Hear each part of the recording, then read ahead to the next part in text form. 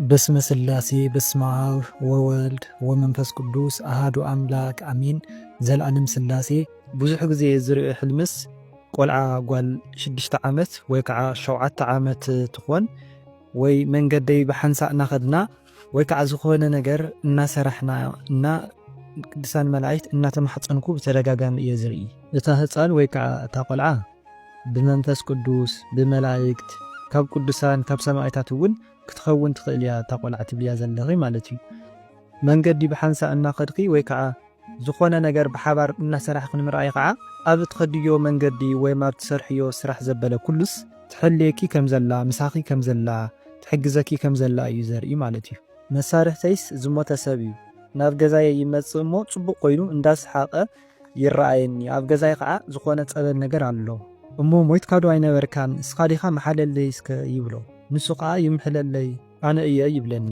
ኣይሞትኩን ኢሉ ዝምሕለልክኒ ዘሎ ዋላ እውን ብስጋ እንተሞትኩ ሕያው እየ ዘለኹ ስለምንታይሲ እንዳስሓቐ ርእዮ ሞችዎ ርእዮ ጽቡቕ ኮይኑ ርእዮ ትብል ኣለኻ ሓቂ ስለዚ ኣብ ጽቡቕ ቦታ ኣብ ገነት ከም ዘሎ እዩ ዝነግረክ ዘሎ ማለት እዩ ኣብ ዮሐንስ 11:25 ወንጌል ዮሐንስ ማለት እዩ እንተሪና ትንሣኤን ህይወትን ኣነ እየ እቲ በኣይ ዝኣምንሲ እንተሞተ እኳ ብህይወት ክነብር እዩ ይብለና ስለዚስ ዋላ እውን ብስጋ ተተፈለቁስ በአጸደ ነፍስ ኣለኹ እየ ዝለና ዘሎ ማለት እዩ ተሓውና ልሰብ 100 ቅርሺ መሃብስ እንታይ እዩ 100 ቅርሺ ጸጋ ዘለዎ ውላድ ብውላድ እዩ ዝምሰል ወይ ከዓ ወዲ ተባዕታይ ውላድ ይበሃል ንጉስ ውላድ እውን ይበሃል እዩ ብዙሕ ሻዕ ተደጋጊሙ ዘሎ ዝሕቶ እዚ ስለዚ 100 ቅርሺስ ብውላድ ኢና ንምስሎ ማለት እዩ ብውላድ እዩ ዝምሰል ኣነስ ኣብ ስደት ብዙሕ ዓመታት እየ ገይረ ካብ ዝኸድ ኩሉ ጀሚረ ንኣስታት 20 ዓመታት ናብ ገጂፍ ግቢ ዓበይቲ ፓላሶታት ጫካ ሳዕሪ ገፊሕን ኣስካላን ብዙሕ መንገድታት ዘለዎ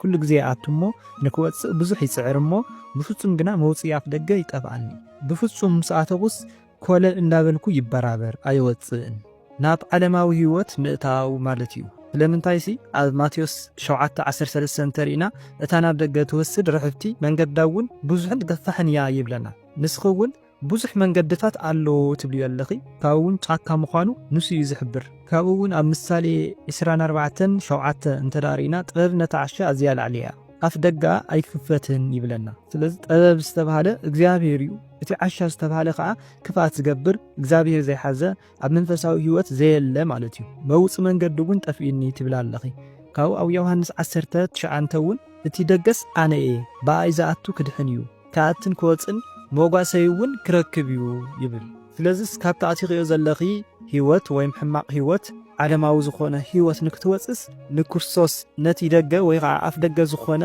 ሎቱ ሰባት ኣምላኽና መድሓኒና ጎይታና ኢየሱስ ክርስቶስ ንዕኡ ሓዝዮ ቅዱስ ቁርባንስ ተቐበሊ ልመባሊ ብኻልእ እውን እቲ ጫካ ሰፊሕ ሜዳን ሳዕርን ዝበልክዮ እውን ብገዳም ይምሰል እዩ ወይ ከዓ ብቤተ እግዚአብሔር ይምሰል እዩ ማለት እዩ ስለዚ ንስኽስ ብስልችት ክኸውን ይኽእል ብዝተፈላለዩ ምኽንያት ካብ ቤት እግዚአብሔር ወይ ከዓ ካብ ሕቑፊ ኣምላክ ክትወፅእ ትፍትን እሞ ነገር ግን ኣምላክስ ብቸርነቱ ብየዋሃቱ ካብ ናቱ ሕቑፊ ከይትወፅስ ኣፍ ደገ ይጥፋኣልካ ኣሎ ክኸውን እውን ይኽእል እዩ ስለዚ ናትኪ ዘሎ ህይወት ስለ ዘይንፈልጦ ኢና ብርሕቐት ስለ ዝፍታሕ ዘሎ እቲ ሕልሚ እዩ ማለት እውን እንታይ ዓይነት ህይወት ይህልወኪ ዝብል ወይ ምስ እግዚአብሔር ዘለኪ ቀረቤታስ እንታይ ዓይነት እዩ ዝብል ስለ ዘይንፈልጦ እዩ ማለት እዩ ግን ካብ ኩሉ ሓዲእ ክኸውን ይኽእል እዩ ወርቂ ምርካብስ እንታይ እዩ ወርቂ ብውላድ እዩ ዝምሰል መብዛሕትኡ ግዜ ውላድ እዩ ወርቂ ካብኡ እውን ካብ እግዚአብሔር ካብ ቅዱሳን ካብ ኣዴና ክብርቲ ቅድስት ድንግል ማርያም ዝወሃብ ህያብ ጸጋ እንጀራ በረከት ሽልማት ወዘተ እዩ ሓንቲ ሰበይትስ 20 ቅርሺ ትህበኒ እሞ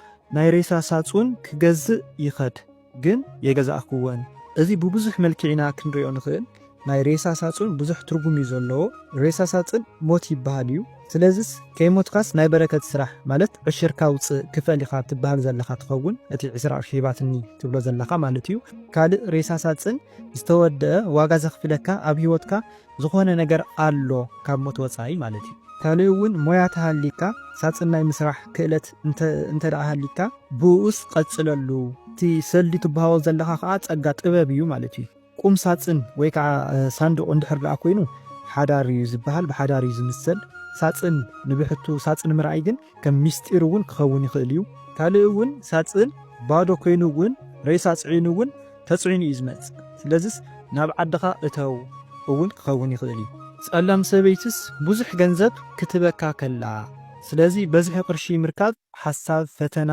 ይበሃል። ከምኡ እውን ትምኒት እዩ። ንኣብነት ቅርሺ ብዛዕባ ቅርሺ እንድሕር ደኣ ብዛዕባ ሰልዲ እንድሕር ደኣ ትሓስብ እንተነርካ ብሕልምኻ ክትርኢ ትኽእል ኢኻ ማለት እዩ። ስለዚ ሓደ ፍታሕ ናይቲ ሕልሚ እንታይ ክኸውን ይኽእል እዩ?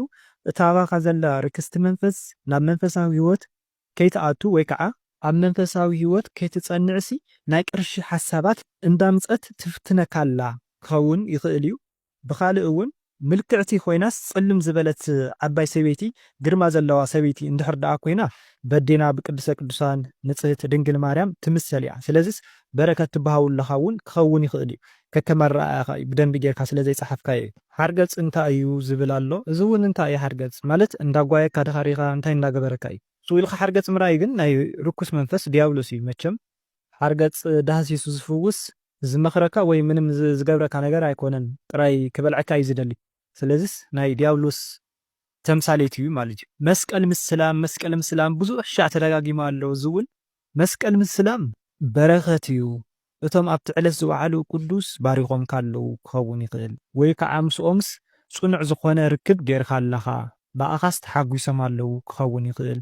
ናይ ነፍስኻ መድሓኒት ረኺብካ ኣለኻ፣ ሃይለ ኣርያም ተላቢስካ ኣለኻ፣ ምስ ቅዱስ ቤተ ክርስቲያን ምስ መስቀልስ ርክብ ጌርካ ኣለኻ፣ ጽንዓት ተዋሂብካ ኣለኻ ማለት እዩ። ስለምንታይ ሲ መስቀል ሓይልና እዩ፣ መስቀል ጽንዓትና እዩ፣ መስቀል ቤዛና እዩ፣ መስቀል መድሓኒት ነፍስና እዩ ማለት እዩ።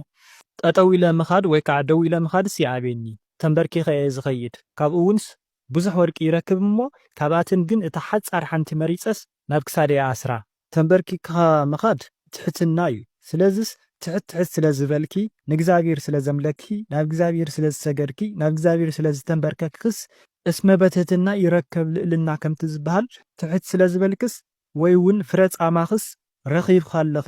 ወርቂ ማለት ስልማት እዩ፣ ጸጋ እዩ፣ ካብኡ እውን ውሉድ እውን እዩ።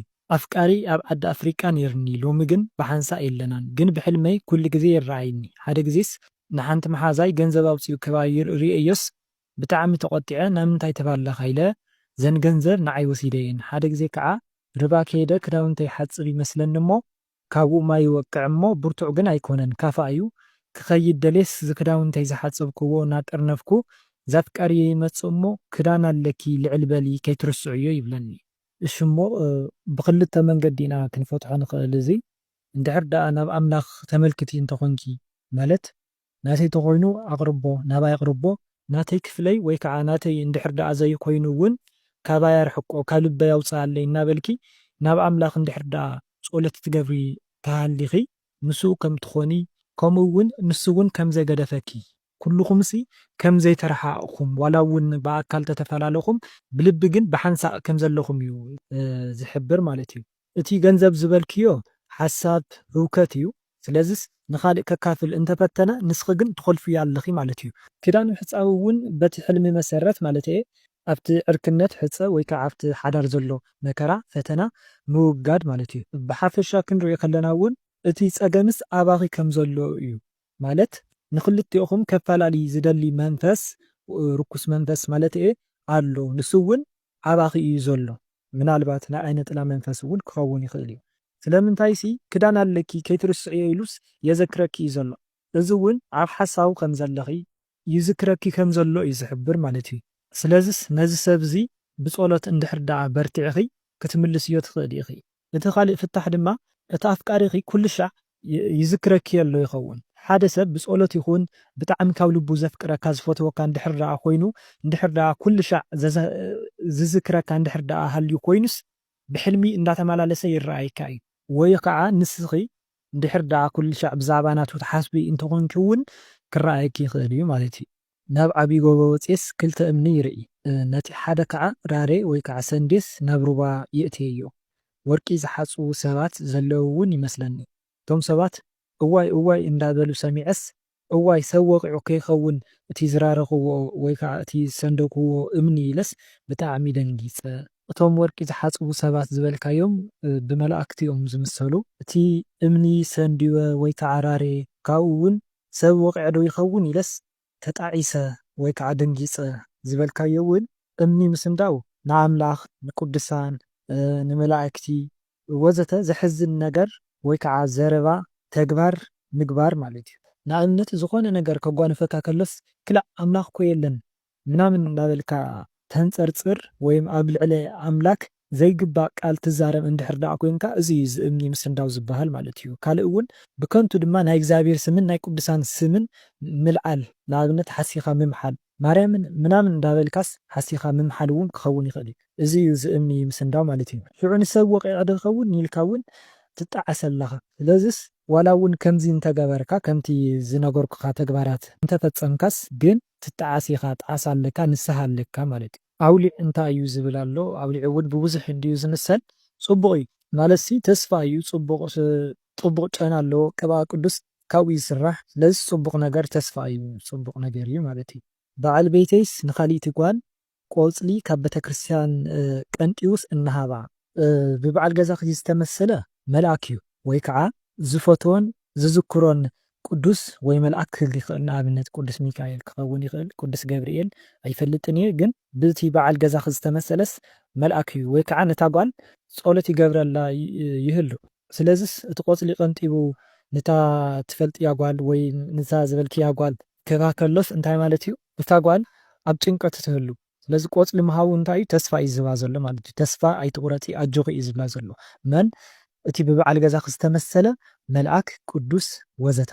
ንኣብነት ኣነ እንድሕር ናይ ቅዱስ ሚካኤል ዝኽሪ ዘዝክር ፀበል ዝገብር ኣብ ዕለተ በዓሉ ሽምዓ ዘብርሃሉ ጸሎቱ ዝጽሊ ማለት ድርሳኑ ዝጽሊ እንድሕር ደኣ ኮይነ ሓደ ናዓይ ዝፈልጠኒ ንኣብነት ጎረቤተይ ክኸውን ይኽእል፣ ቤተሰብ ክኸውን ይኽእል ንቅዱስ ሚካኤል ክልምኖ ከሎ ቅዱስ ሚካኤል እንታይ እዩ ዝገብር?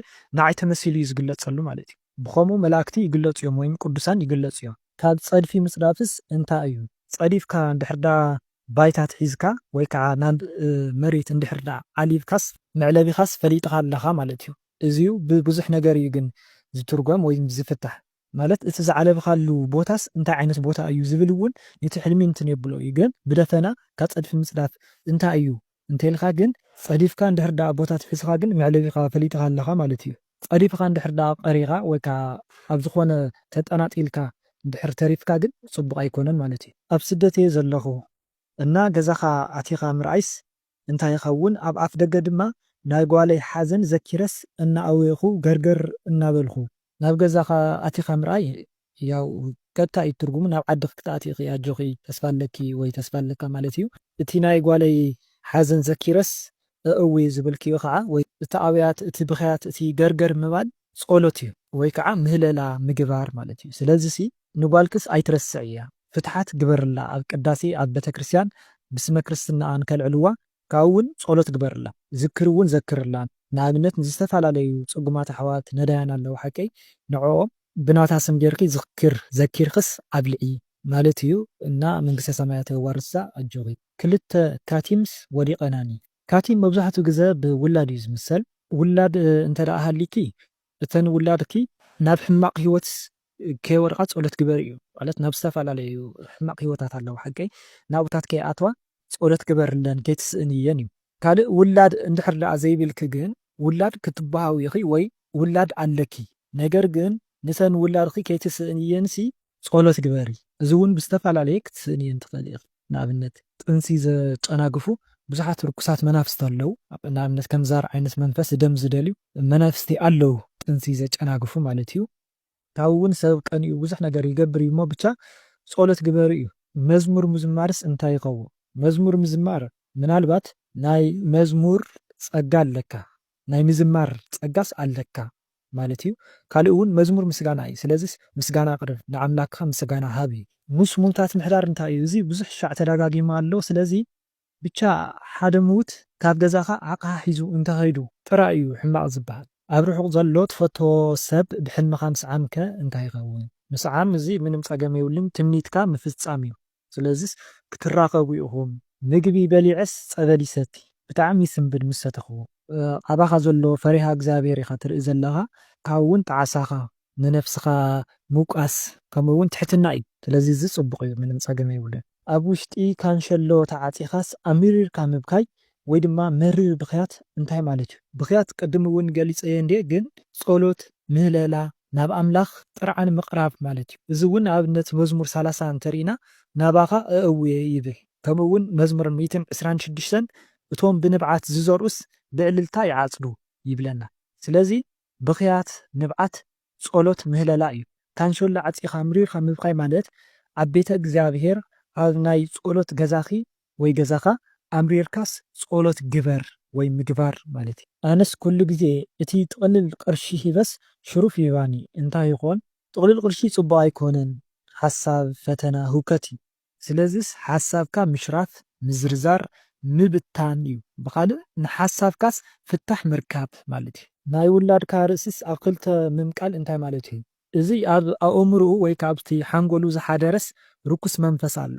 ጽቡቕ ክሰርሕ እንተፈተነ ናብ ሕማቕ ዝመርሖ ክልተ ሰብ ንክኸውን ወይ ከዓ ክልተ ባህርያት ንክህልዎ ንክውንን ዝገብሮስ መንፈስ ኣሎ እዩ። እዚ ድማ ብመቁፀርያ ጌርኪ ወይ ገይሩ ርእሱ ክሃርም ኣለዎ። ምክንያቱ ከምዚ ኣብ ኣእምሮ ወይ ኣብ ርእስኻ ዝቕመጥ መንፈስ ንኣይነጥላ መንፈስ እዩ። ኣይነጥላ መንፈስ እያ ኣእምሮኻ ትቕመጥ ኣተሓሳስባኻ ንምብካል ኣእምሮኻ ኮይና ራእይኻ እቅድኻ ሓሳባትካ ኩሉ ንምኹላፍን ንምብልሻውን እትገብሮ ነገር እዩ። ሓደ ሰብ ኣእምሮኡ ወይ ከዓ ርእሱ እንድሕር ዳኣ ስሒቱ ዝገብሮ ነገር ኣይፈልጥን። እቲ ሓጢኣት እቲ ሕማቕ ስራሕ ጽቡቕ ከም ዝኾነ መሲሉ እዩ ዝስምዖ ማለት እዩ። እና እዚ ከይኸውን ብመቁፀርያ ጌርኪ ወይ ገይሩ ርእሱ ክሃርም ኣለዎ። ኣብ ልዕለይ ዘለኺና ዓይኒ ሰብ መንፈስ ወይ ካልኦት ርኩሳት መናፍስ ብስም ስላሴ